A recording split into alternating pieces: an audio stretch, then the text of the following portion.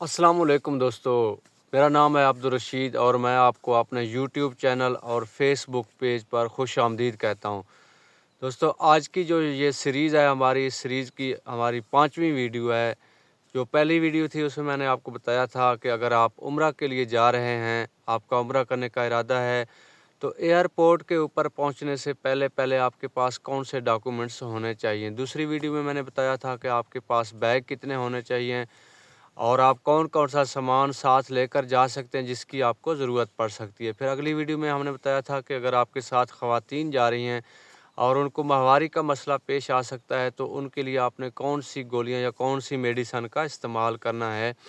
تاکہ وہ پورا مہینہ یا جتنے دن آپ نے وہاں پر رہنا ہے وہ اپنی عبادات اور طواف وغیرہ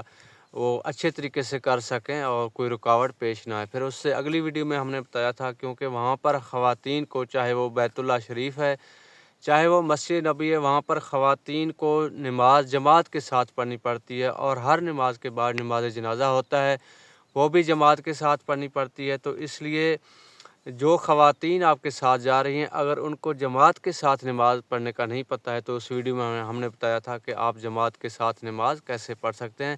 وہ آپ نے لازمی ان کو جو ہے نا سمجھانا ہے، یہاں سے آپ نے ان کو بتانا ہے کہ جماعت کے ساتھ نماز کس طریقے سے پڑھتے ہیں۔ تو آج کی ویڈیو میں ہم انشاءاللہ ایئرپورٹ کے اندر داخل ہوں گے۔ ایئرپورٹ کے اندر داخل ہونے سے پہلے آپ نے اپنے ڈاکومنٹس ایک دفعہ پھر دیکھ لینے ہیں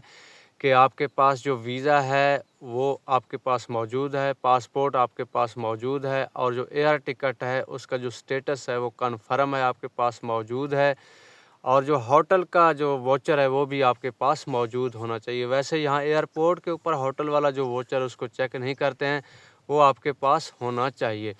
اور اس کے بعد جو ہے نا آپ کے پاس 3 بیگ میں نے بتایا تھا کہ ایک بڑے والا بیگ ہے، اس کے اندر آپ نے وہ والا سامان ڈالنا ہے جس کی آپ کو راستے میں ضرورت نہیں پڑے گی، جیسے آپ کے ایکسٹرا کپڑے ہو گئے، سرف صابن ہو گیا، اور اس کے علاوہ اس طرح کینچی اور بلیڈ وغیرہ اس طرح کی چیزیں، اور ایکسٹرا جوتے وغیرہ اگر آپ نے رکھنے ہیں وہ اس کے اندر رکھ دیں، اور سگریٹ نسوار وغیرہ، یہ ساری چیزیں جو چیزیں آپ نے راستے میں استعمال نہیں کرنی ہیں وہ آپ نے بڑے والے بیگ میں ان کو ڈالنا ہے۔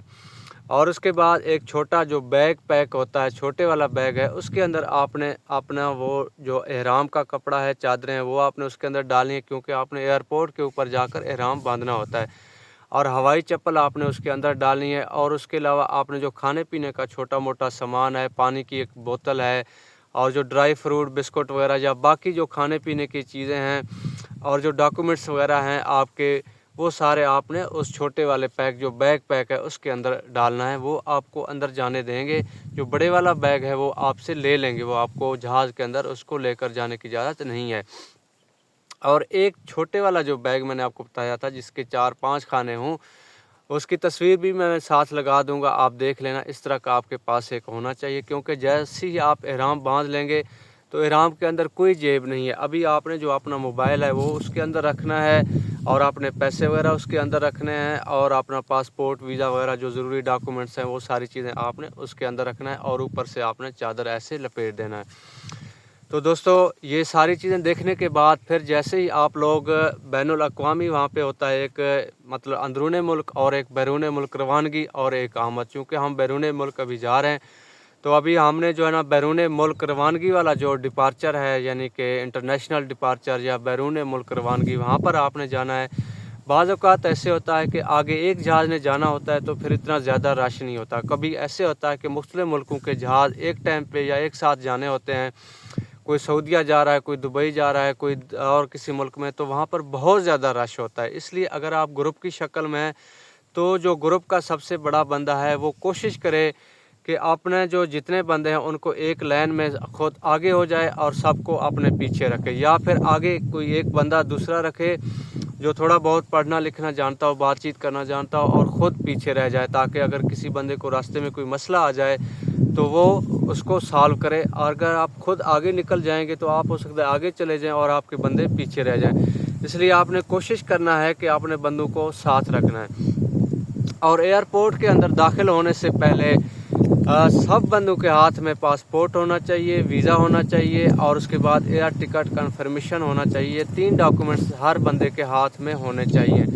कम अज़ कम। और अगर कोई एक बंदा जिसको लीड करा है तो उस बंदे के पास जो है ना ये सारा होना चाहिए डॉक्यूमेंट्स। तो वो आगे जो बंदा आपके पास सिक्योरिटी वाला आएगा पूछने के लिए, आपने उसको बताना है कि ये मेरे बंदे हैं, 10 बंदे हैं, 15 बंदे हैं, 20 बंदे हैं, जितने बंदे हैं, तो आपने उसको साथ बताना है। तो वहाँ पर आपसे जो है ना वो एक पासपोर्ट चेक करेंगे सबसे पहले कि आपके पास पासपोर्ट है नहीं है। उसके बाद जो आपका वीज़ा है ये इसकी कापी आपसे चेक करेंगे। और उसके बाद जो एयर टिकट्स वाली ये इस तरह की आपके नाम होंगे, पासपोर्ट नंबर होगा और इसके ऊपर फ़्लाइट का नाम और फ़्लाइट का टाइम वगैरह जो है ना होगा, और सारे बंदों के यहाँ इसके ऊपर नाम होंगे, ये भी आपसे चेक करेंगे। चेक करने के बाद वो कहेंगे ठीक है अभी आप लोग अंदर चले जाएं। जैसे ही आप लोग अंदर चले जाएंगे तो पहला जो काउंटर आएगा उसके ऊपर जो आपका बैग है, बड़े वाला बैग, वो भी स्कैन होगा, जो आपका बैग पैक है वो भी स्कैन होगा। और इसके अलावा जो चीज़ आपके जेब में है, मोबाइल है, घड़ी है, और उसके अलावा कोई भी चीज़ है आपके पास, जेब में सिक्के हैं, चाबी है, या कोई लेटर, माचिस वगैरह जो भी चीज़ है, आपने तमाम चीज़ों को निकाल कर जो है ना जो बैग पैक है उसके अंदर रखना है और उसको भी स्कैन के मशीन से आपने गुजार देना। फिर आगे जाकर आपने वो सामान ले लेना है। तो छोटा बड़ा बैग सब आप स्कैन करवा के आप आगे चल के उनको ले लेना है। ये जो डॉक्यूमेंट्स हैं ये इसी तरह आप लोगों ने हाथ में रखने हैं, इनको सब बंदों ने आपने अपने हाथ में रखना है। और फिर आगे फिर आप जाएंगे, फिर एक दफ़ा आपके डॉक्यूमेंट्स आप चेक करेंगे और बैग वगैरह स्कैन होंगे, लेकिन इतना ज़्यादा नहीं, यही पहला काउंटर है इसके ऊपर। और पहले काउंटर बैग स्कैन करने से पहले एक बात याद रखना है, वो आपसे पूछेंगे कि आपके पास पाकिस्तानी रुपए कितने हैं। अगर आपके पास नहीं है तो भी आपने बता देना हमारे पास नहीं है, और अगर आपके पास हैं तो भी आपने बताना है कि हमारे पास नहीं है। कम अज़ कम अगर आपके पास ज़्यादा पैसे हैं, 50,000 है, 1 लाख है, या इससे ज़्यादा पाकिस्तानी करेंसी है, तो आपने उनको बताना है कि हमारे पास 5,000, 10,000, इससे ज़्यादा आपने नहीं बताना है। अगर आप ज़्यादा का बताएंगे तो वो आपको कहेंगे ठीक है ये काउंटर बना हुआ है, आप लोग यहाँ चले जाएं और पाकिस्तानी रुपए यहाँ से चेंज करवा लें, यानी करेंसी एक्सचेंज करवा लें। तो थोड़ा आपके लिए परेशानी बन जाएगी। फिर आपके पास जितने 7 बंदे हैं वो कहेंगे इन सब से चेक करो, जिस जिसके पास जितने जितने पैसे हैं ये सारे पैसे यहाँ से आप चेंज करवा लें। तो इसलिए आप लोगों ने पहले उनको बताना है कि हमारे पास पाकिस्तानी करेंसी है नहीं, और अगर आप झूठ नहीं बोलना चाहते, आपके पास थोड़ा बहुत है, तो 5-10 हज़ार से ज़्यादा आपने नहीं बताना है उनको फ़ी बंदा। और उसके बाद ये चीज़ें होने के बाद फिर आप यानी कि बैग चेक हो गए और आप लोग आगे चले गए, तो आगे जो है ना वो आ जाएगा बोर्डिंग वाला। बोर्डिंग के पास जब आप जाएंगे तो वो भी आपसे यही पासपोर्ट लेगा, वीज़ा लेगा, और जो एयर टिकट वाला है वो सारे ये डॉक्यूमेंट्स आपसे ले लेगा। वहाँ पर जो बड़े वाला बैग है वो आपसे ले लिया जाएगा, वो आपसे ले लेंगे। वो भी आपको बता देंगे कि अगर इसमें कोई ज़रूरी चीज़ है, आपका एहराम है, हवाई चप्पल है, या जो भी चीज़ है जो आपने रास्ते में इस्तेमाल करनी है, तो वो अभी से निकाल लें। जैसे ही एक दफ़ा आपका सामान बुक हो गया, बुक होने के बाद फिर वो सामान आपको अगले एयरपोर्ट के ऊपर यानी जद्दा या मदीना वहाँ पर मिलेगा, रास्ते में फिर आपको नहीं मिलेगा, आपके लिए परेशानी बन जाएगी। इसलिए आपने बड़े बैग में वो सामान रखना है जो रास्ते में आप इस्तेमाल नहीं करेंगे, और छोटे वाला बैग वो आपने अपने साथ रखना है, उससे छोटे वाला बैग भी वो आपने अपने साथ रखना है। तो वहाँ पर जो है ना वो आपको इस तरह का एक टिकट कार्ड देंगे।